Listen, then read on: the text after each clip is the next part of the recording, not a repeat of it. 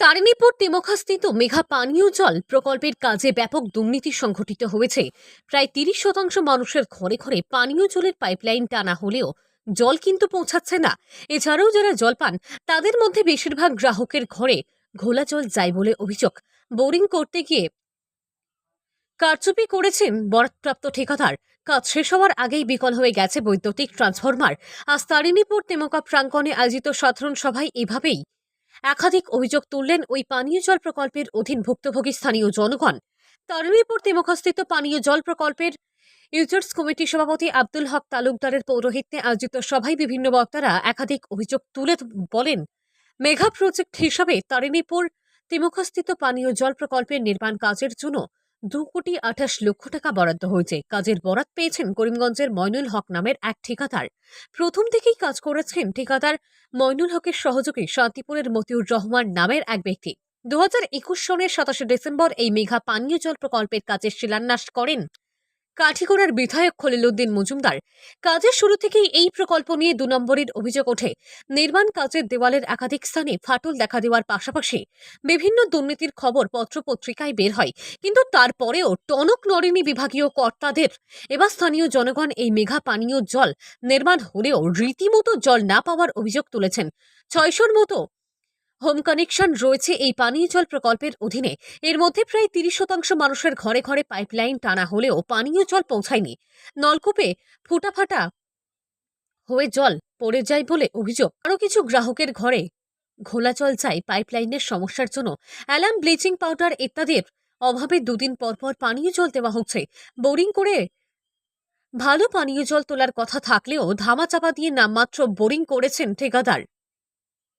গ্রামবাসীদের মতে 2 থেকে 250 ফুট নিচে গেলেই ভালো আয়রনমুক্ত পরিষ্কার জল পাওয়া যেত, কিন্তু ঠিকাদার নামমাত্র বোরিং করে হাত ছেড়ে বাঁচার চেষ্টা করেছেন।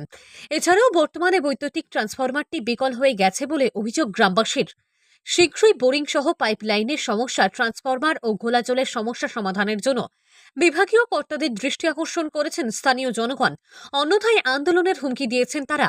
আজকের সভায় অন্যান্যদের মধ্যে উপস্থিত ছিলেন ইউজার্স কমিটির সাধারণ সম্পাদক আব্দুল আহাদ মজুমদার, সমাজসেবী ইমাদুর রহমান চৌধুরী, নাজিমউদ্দিন তালুকদার, ফুরকান উদ্দিন তালুকদার, জামাল উদ্দিন তালুকদার, আব্দুল রব তালুকদার, মেরাব আলী তালুকদার, আবুল হোসেন তালুকদার, আব্দুল রহমান তালুকদার, হুসেন আহমেদ তালুকদার প্রমুখ। রশিদ আহমেদ তাপাতারের রিপোর্ট, আর10 বরাক লাইভ, তারিণীপুর। এখন এই জায়গার কথা হইল, আমরা বিগত দিনে বারবার এই ধরনের সভা করছি। যখন আমরা এই পিএইচই পুরাতন অবস্থায় আসলো, এক সময় আসলো যে সময় আমরা বিশুদ্ধ পানীয় জল পাইতাম না। অনেক পুরানা এই পিএইচই, যার দরুন আমরা ট্যাঙ্কি ভাঙ্গি গেছিল, আমরা বিভিন্ন অসুবিধা, মেশিন বিকল আসলো। বিভিন্ন প্রচেষ্টায় আমরা গ্রামের মানুষ, জনসাধারণ মিলিয়া বিভিন্ন ধরনের রিপেয়ারিং কার্য করিয়া আমরা পিএইচই চালাইয়া গেছি দীর্ঘ বছর যাবত। আমরা সরকার বাহাদুরের অত্যন্ত ধন্যবাদ জ্ঞাপন করতে চাই। আমরা আমাদের কাটিগড়ার বর্তমান বিধায়ক হাজী খলিলউদ্দিন মজুমদার সাহেবকেও অসংখ্য ধন্যবাদ জ্ঞাপন করি যে উনি আমাদের এই যে পিএইচইটার একটা মেগা প্রজেক্ট হিসেবে স্যাংশন করাইয়া দিয়েছে। আমরা অত্যন্ত খুশি ছিলাম যে আমাদের এই তারিণীপুর তৃতীয় খণ্ডে এই যে মেগা পিএইচইটা হচ্ছে 1.5 লক্ষ লিটার ক্যাপাসিটির ওভারহেড ট্যাঙ্ক করে। আমাদের একটা ধারণা ছিল যে এই পিএইচইটার কাজ সম্পূর্ণ হওয়ার পরে আমাদের বিশুদ্ধ পানীয় জলের আর কোনো অসুবিধা থাকবে না।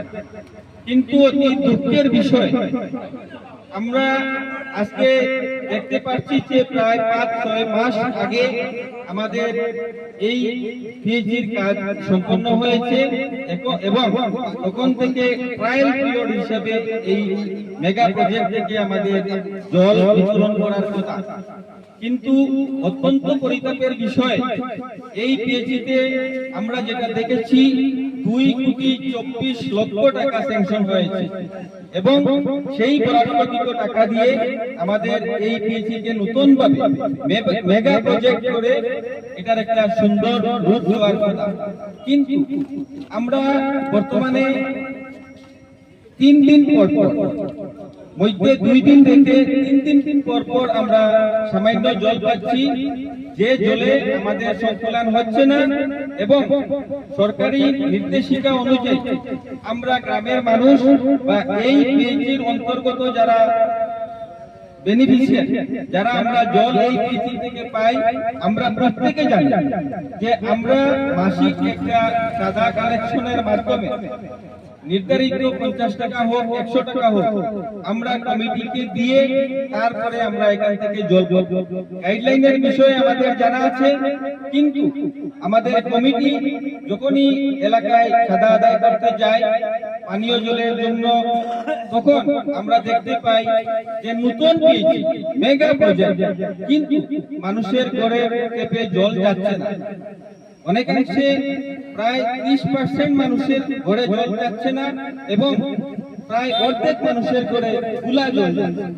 এবারে প্রশ্ন হলো, প্রত্যেকটা লাইন নতুন ভাবে বসানো হলো, এই লাইনে কিভাবে আউট জল ঢুকে, কিভাবে কোথায় ফাটা আছে, কোথায় মিস্টেক হয়েছে, কোথায় বিসঙ্গতি হয়েছে, যার জন্য আমাদের মেইন পাইপের মধ্যে অনেক জায়গায় এখনো খোলা জল ঢুকে এবং যখনই সাপ্লাই দেওয়া হয় তখন মানুষের টেপে খোলা জল যায় এবং মাত্র 20 থেকে 25 মিনিট জল দেওয়া হয়, খোলা জলে এই সময় চলে যায়। এটার প্রধান কারণ হলো যে অত্যন্ত অনুন্নত মানের কাজ হয়েছে। আমাদের প্ল্যান্ট বলুন, বাকি আমাদের পাইপলাইনের কাজ বলুন, অত্যন্ত অনুন্নত মানের হয়েছে। ঠিকাদার আমাদের এই কাজ যেভাবে করার কথা সেইভাবে সম্পন্ন করেননি। আমরা শুনেছি যে এখন পর্যন্ত উনি দায়িত্বে আছেন। অতএব আমরা আজকে এখানে সাধারণ সভার মাধ্যমে একটা প্রস্তাব গ্রহণ করব যে আগামী 15 দিনের মধ্যে আমাদের এই পিএইচি প্রত্যেকটা লাইন উনি একবার রিপেয়ার করে দেবেন।